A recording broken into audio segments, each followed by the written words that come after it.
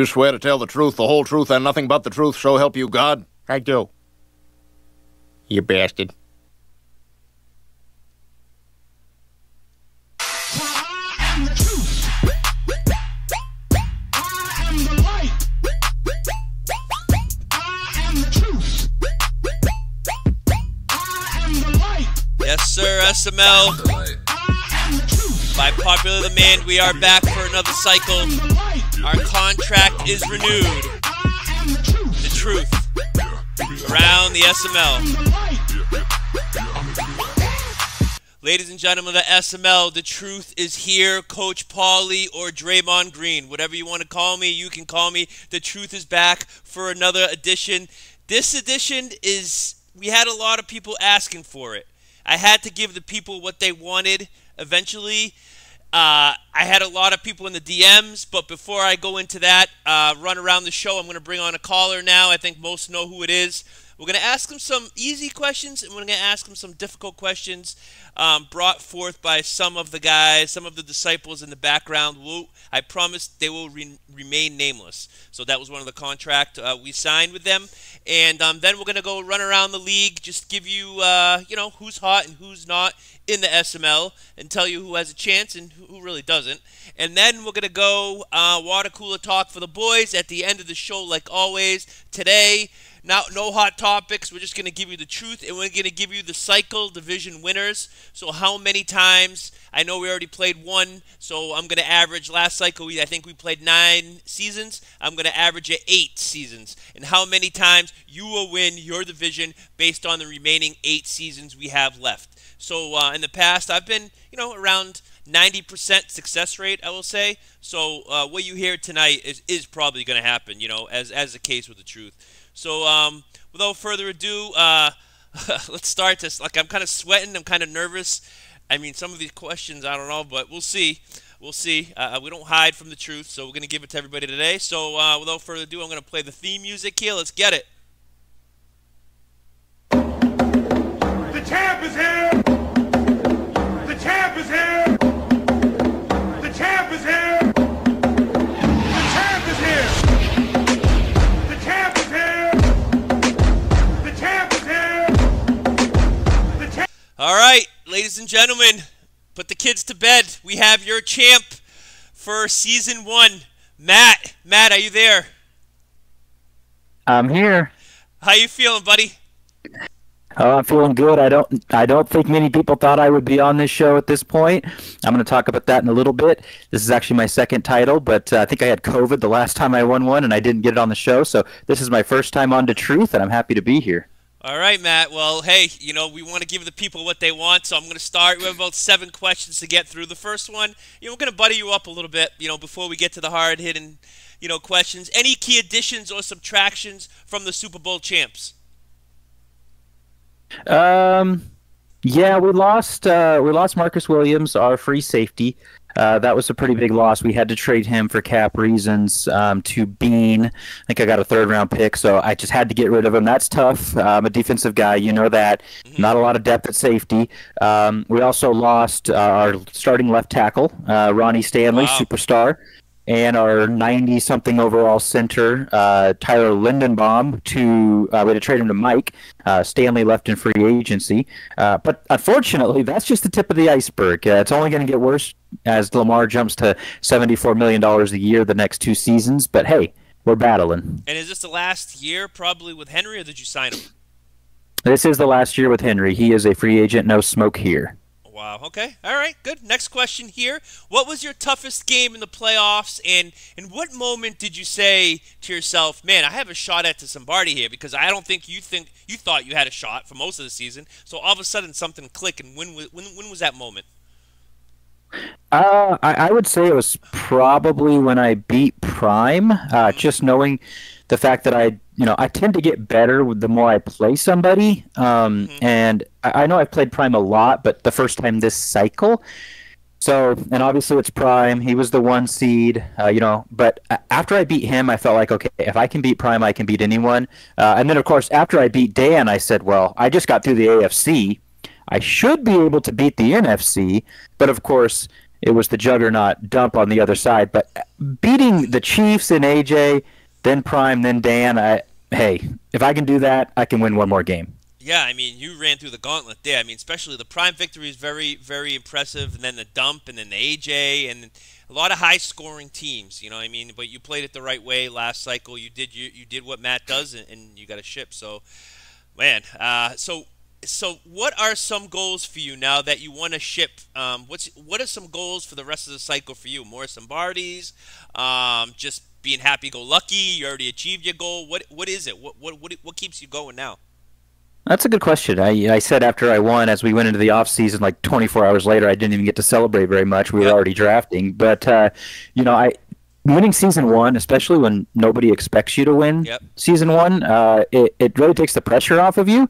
But for me, the short-term goal is let's keep this team together. I knew it was going to be a problem because I knew they had bad contracts, or not necessarily bad ones, but really expensive ones. Like Lamar is not a bad contract because he's Lamar, right? But $74 million is a lot of money. So I need to manage this cap and draft well, and then I want to make another run for it. I mean, this team is in position to be good for the cycle. I've proven I can go through the AFC. I'm not the same person's not going to get the same person's not getting through the AFC every season. It's too difficult. So I just want to do it again.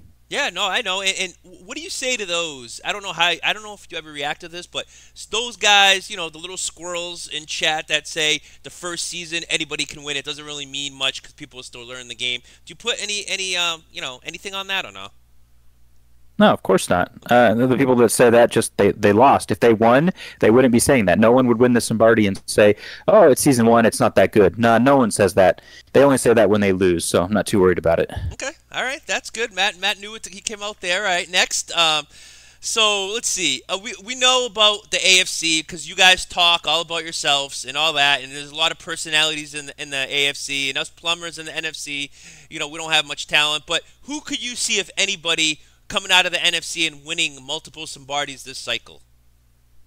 Well, I think the obvious answer is Dump, just because he already went there. He has beaten some of the best in the AFC, except for me. I'm 2-0 against him, but he's beaten most of the AFC. I think he's QB's only loss right now, and many might say QB's the best player in the AFC this season.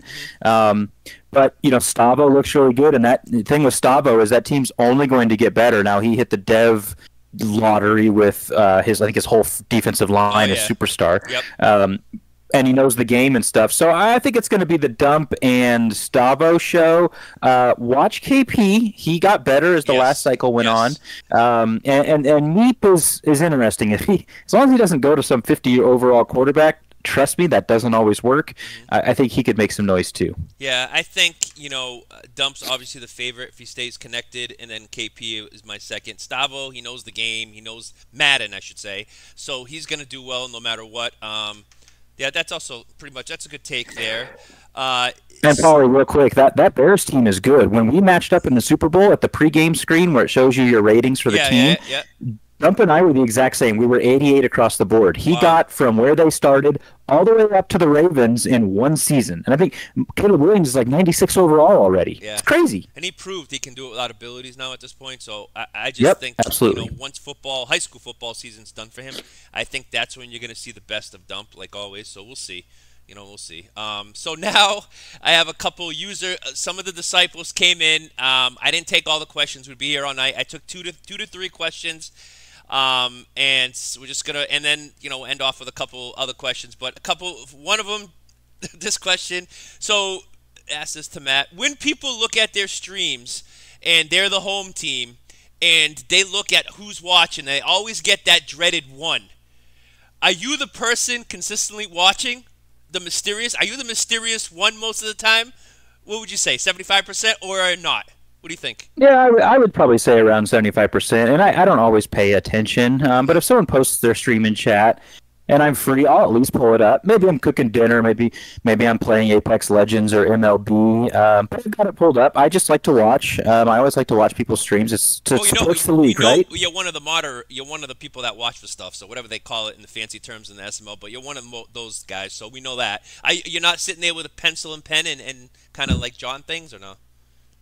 Nope, I don't sit with a pencil and pen. And honestly, even though I'm part of the gameplay supervisors, I don't necessarily just watch a game to look for a rule break. Okay. Most of the time, when there's a rule break, one of the people mentions it, one of the players. So it's usually the person who had the rule broken, and then we go back and watch. I just like to support the league. I like when I stream and people watch it. I think it's always fun to see that number, right?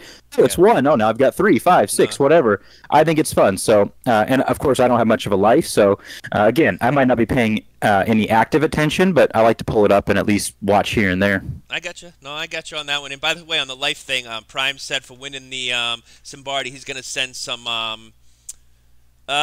something your way, to got to get that life thing started. But anyways, all right, next question here.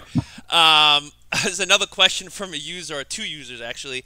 All right, this is going to be hard. All right, 9 and 10. All right, I asked 9 to 10 coaches in the SML their meaning of sim, and what mostly came out of it, off and on a little bit here and there. It said they're trying to replicate the real NFL product as closely as possible within reason. Do you agree with that?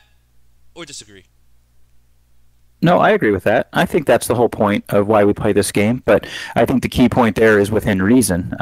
You watch the NFL and you see them going for 4th down all over the field, right? Whereas we don't allow you to go for it all over the field. Yep. So, in my opinion, in Madden, I've always said, if you stop me 3, I don't go for it on 4th down unless the game would be over. I've said that many, many times. Yep. If you stop me 3 times in Madden, especially this Madden where defense is getting harder and harder to play, you deserve the ball.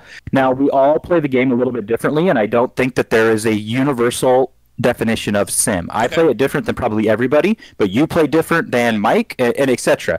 But we're all here following the same set of rules, and we all just play a little bit different. And like I said, everything is fine in moderation.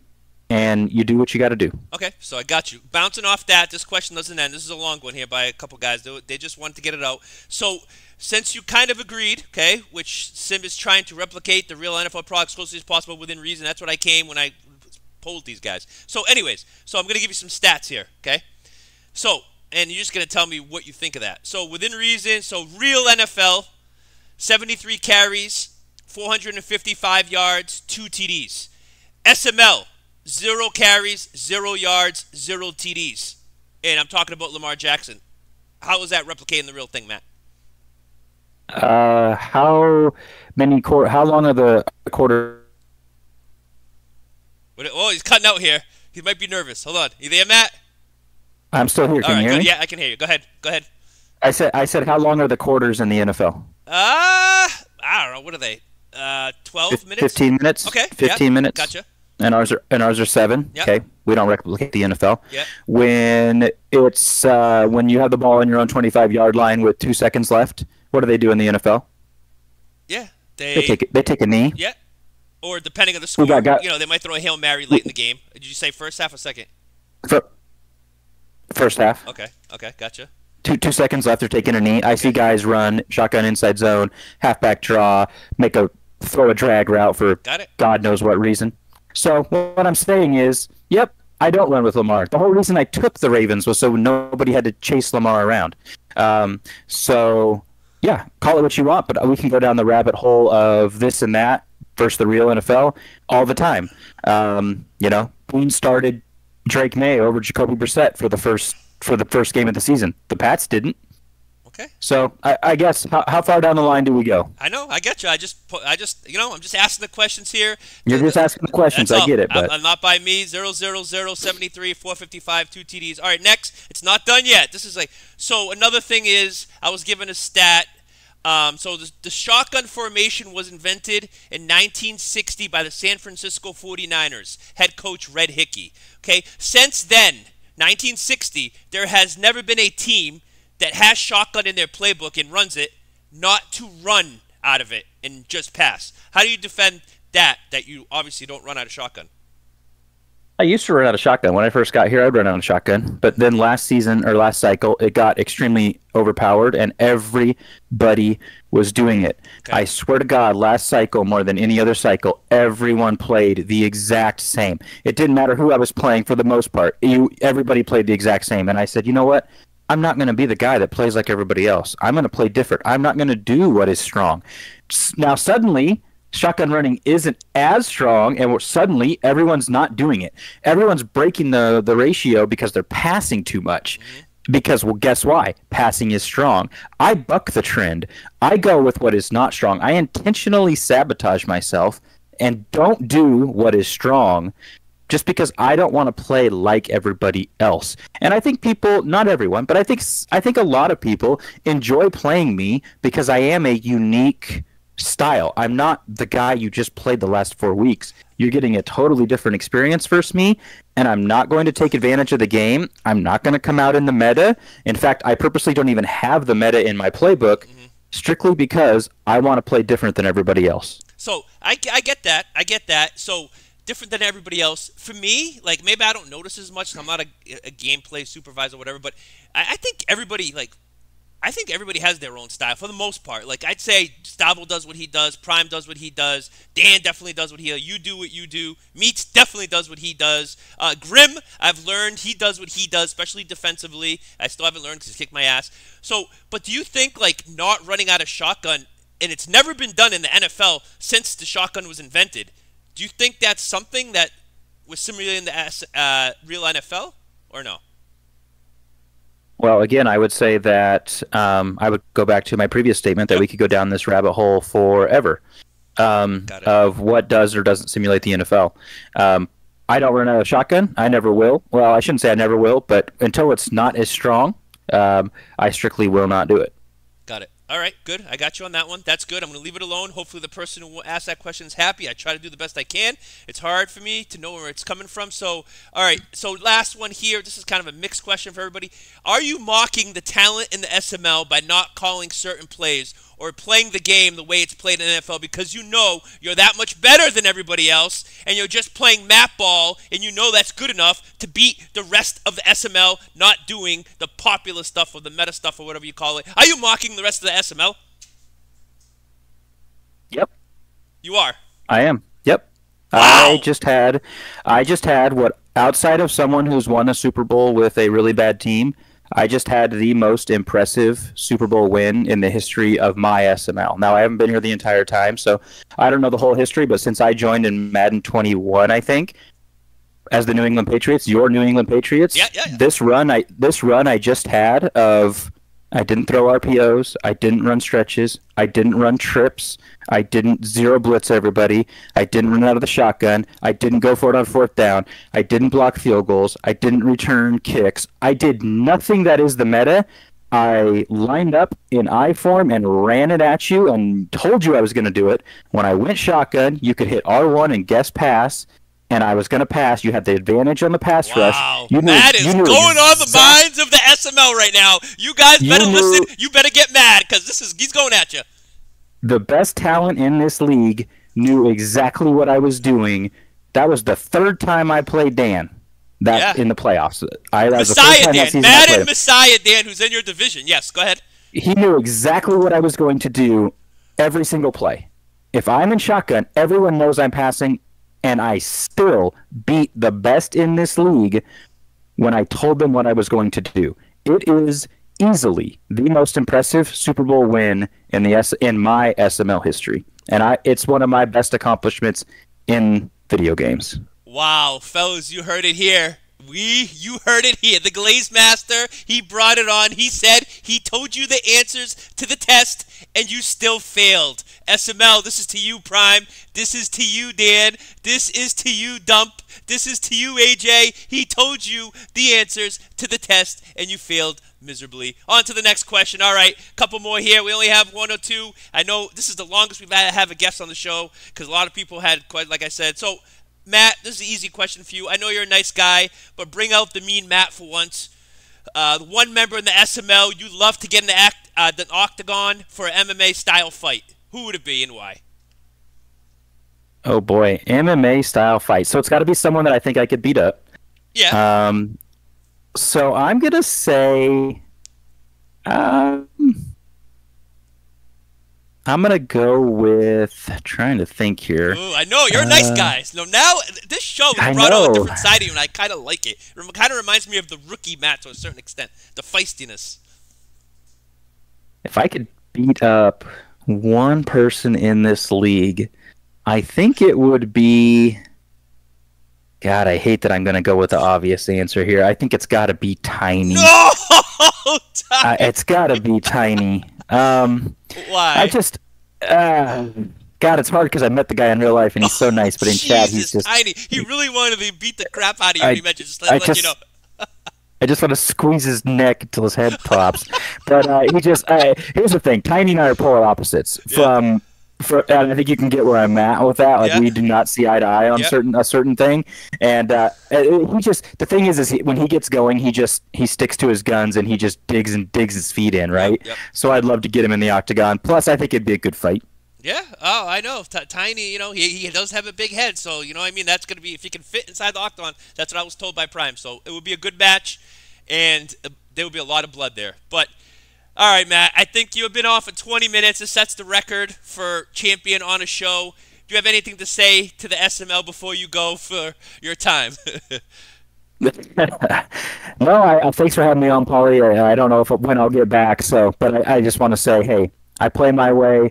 I'm always going to play my way. Win or lose, I will go down on my shield playing my way. If I'm up 20-0 or down 20-0, I'm going to play the exact same way. And time again, people say, "Oh, Matt's not trying. Matt's not trying," and then he wins the game. And for one season, I was better than every single person in this league. I went through the elites of the elites. Like you said, I gave you all the answers to the test, Yep. and you couldn't beat me.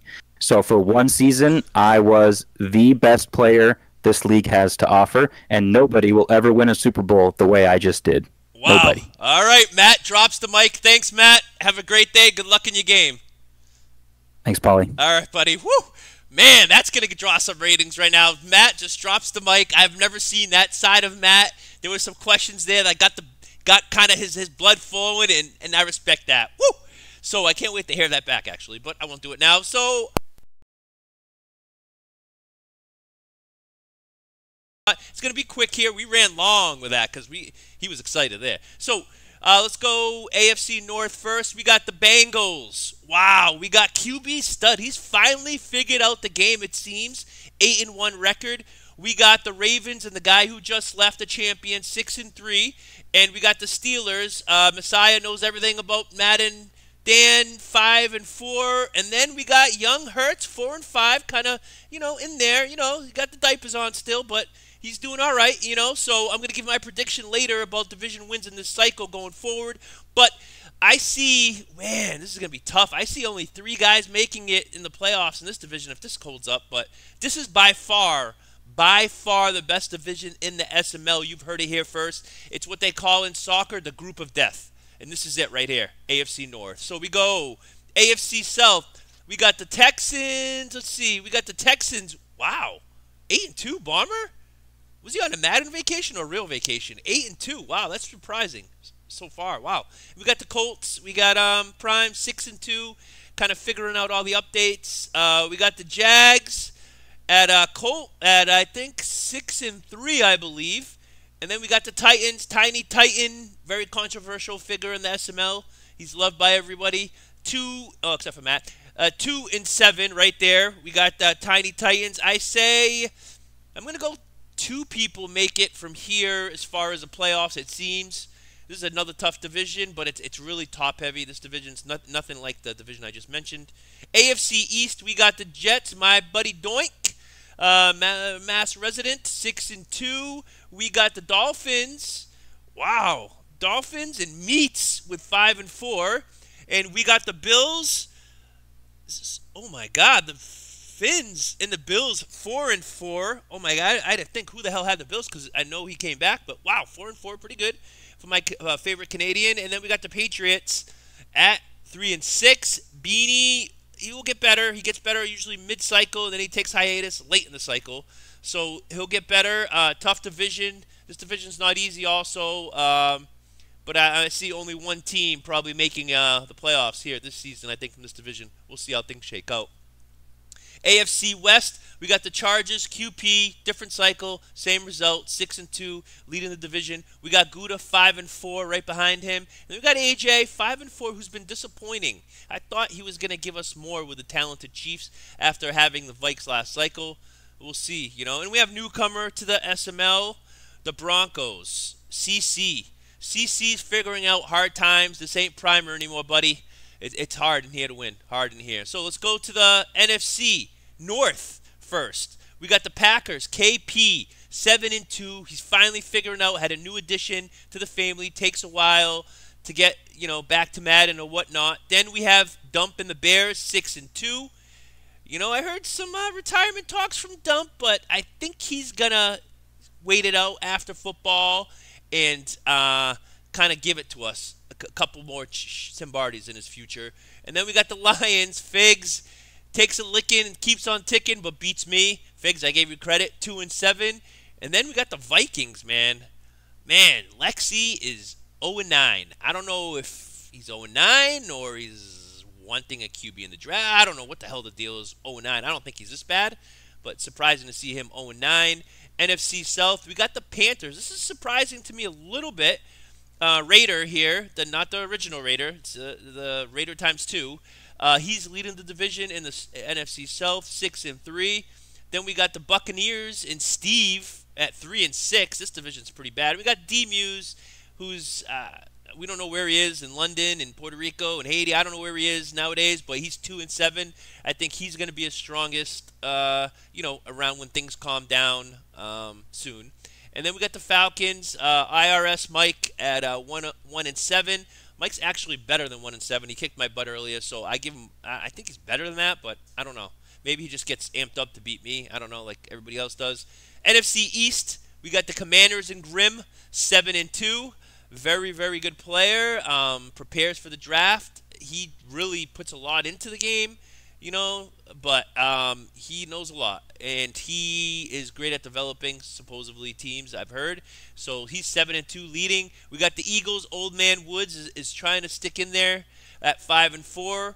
We got myself, 3-6, very disappointing after my first season was pretty good. I mean, just the updates have killed me. I thought I was in a good place. I would never play Madden that much before launch or before the season starts ever again in my life because I had false confidence, I think. Now, I don't know. I'm just still trying to figure things out during the high school football season. I'll be better. Say after Thanksgiving, I should be okay. And then we got Straw at 3-6, who definitely not playing like himself. I felt like I was playing like, I don't know, somebody down the street from Straw yesterday. It was an ugly game. It didn't feel like I was playing him. I don't know what he's doing this season, really. I don't know, but it doesn't seem like the player I played last season, which we had close games. Something's doesn't calculate. I'm going to leave it at that. Next, we got NFC West, the Rams. We got, the Peruvian nightmare right here. Jesus, 8-1. He puts it all in this game. This game means more than, getting married for him, I think. So this is big for him, and he's showing it 8-1, one of the worst teams in the game. And we got the 49ers, man. This is Noel, my buddy Noel, 4-5. The Seahawks, we got NYT, the Carney, at 3-5. And then we got the Cards, DW, my man, at 1-8. He has, great draft picks, though. 1-8. He had great last draft, I know that. But this division, I feel bad for everybody in it except for one guy, the Peruvian princess, Stavo. He's good. He knows the game. I feel bad for the rest of you. I don't know what to say. That's all I got to say about run around the SML standings. My thoughts on everybody. Now we're going to go, the intro. We're not going to do the intro, the water cooler talk for the boys intro. We're just going to go straight to it. This show is long, and this is a crazy show. I'll tell you right now. Division. So water cooler talk for the boys. Last segment of the show. I'm going to predict. The truth is going to give you the cycle division winners per division. So this, obviously, we already had one season, so I'm going to let that go and forget about that because I guess anybody can win season 1, what I'm told. Matt doesn't believe so, but whatever, I don't know. But I'm going to go on, last cycle we played 9 seasons, I think, so I'm going to go on the remaining 8 seasons of who I think is going to be dominant in their division. and how many division titles they will win. Okay, so let's start with the AFC East. The AFC East, I have Doink with 4. He's going to win 4 division titles at least. I got the Meats, folding chair, a.k.a. with 2 division titles this cycle. And I got Beanie when he figures things out and before he goes on hiatus for 2 months in like spring to summer. I say he wins 2 because he's pretty good when he sets on. He's young too. He's young. I didn't know he's that young. Doesn't look that young, but he is young. He's going to win 2. So I got Doink going 4, Meats going 2, Beanie going 2, and I'm sorry, Finns, my favorite Canadian, I don't have you winning a division title. AFC North, Dan Messiah spends more time on this game than anybody I've ever played with. He needs it because he's older, but he puts the time. So I have him at 3 division titles going forward. I have QB Stud at 2 division titles going forward. I have Matt the Champ at 2 division titles going forward also. And I have 1. We're taking off the diapers to Junior Hurts. I think he will win 1 this cycle. Because young guys have a lot of energy. And he may just either, I don't know, he'll figure it out for 1. I'm giving him 1. Just 1. Junior Hurts. He's already beat his dad. I think he can win 1, maybe, if he builds that team the right way. So 3, 2, 2, 2, 1. Yep. Okay, so we have Dan with 3, QB with 2, Matt with 2, and Junior Hurts with 1 on the AFC North. AFC South, this is easy. You can tell the divisions that are better because I spread it out a little bit more. This division, it's a wrap. AFC South, you got Prime with 7, and when Prime takes his mid-cycle nap to let other guys think they're good, I think Bomber wins 1 division title. Okay, I don't know when it is. Maybe 2 for Bomber, but I'm going to say 1 mostly because once Prime's focused, it's tough. AFC West, I'm going to go QP with 5 division titles this cycle. AJ with 2 when he finally figures out with the track team that he has. And then I'm going to my brother Gouda. We have a lot of interests. Gouda, 1. I'm going to give him 1. He is an SML champ. He will figure it out. Usually later in the cycle, he's more effective. Gouda with 1. Now, to the NFC, a.k.a. JV conference, supposedly. Plumbers, NFC East, I got Straw with 4 going forward. If the real Straw comes out and not the one I played yesterday, I don't know what was going on. But I say 4 with Straw because he's a champ. He's done it. He's good when he's good. And that's it. 4 there. 2, Grim. I think 2's going to win. 2 for Grim is good. Being a newbie to the SML, he's going to win 2 division cycles. I say Woods wins 1. And I say, I'm going to give it. My goal each year for Madden this late in my career is winning 1 division title. And I think I can win 1. I'm going to try to win 1. So I got 4 for Straw, 2 for Grim, 1 for Woods, 1 for me, equaling 8 for this cycle. NFC East. NFC North, again, this division's real top-heavy. I got 4 for Dump and 4 for KP. Split right down the middle, man. Right down the middle. I just see it that way, man. Fig and Lexi, yikes. Fig, you should have joined my division, buddy. All right, now NFC South. I got Dom once he comes back from Partyland. I got Dom with 4. I got Raider Fan with 3. Surprising. That's my surprise of all these division picks because Raider Fan, when he's not playing, when it's the Mario Kart off-season or whatever he plays, I think it's Mario Kart, I think he'll win 3. Dom 4, and Stevie, I got him with 1. Because I think he's a vet. He'll figure it out. Older guy, he'll figure it out eventually, and maybe give me 1, hopefully. NFC South, that's the way I see it. And Mike, he has talent, but he only plays good versus me. So, NFC West, this is a wrap, Division 2, but I have a heart. I'm going to go the Peruvian, Stavo, with 7 because he means a lot to him. Much like Dan, he puts in a lot of work. You can tell he knows a lot, and it's a lot to him, right? So, and then I got Noel, my boy Noel. I can't forget about the truth disciple of all time. Noel, I'm going to give you 1. So those are my cycle prediction for division winners with 8 seasons left to play, most likely, and that's what I just gave you, and that's the truth. And, hey, guess what? The truth is out. Peace.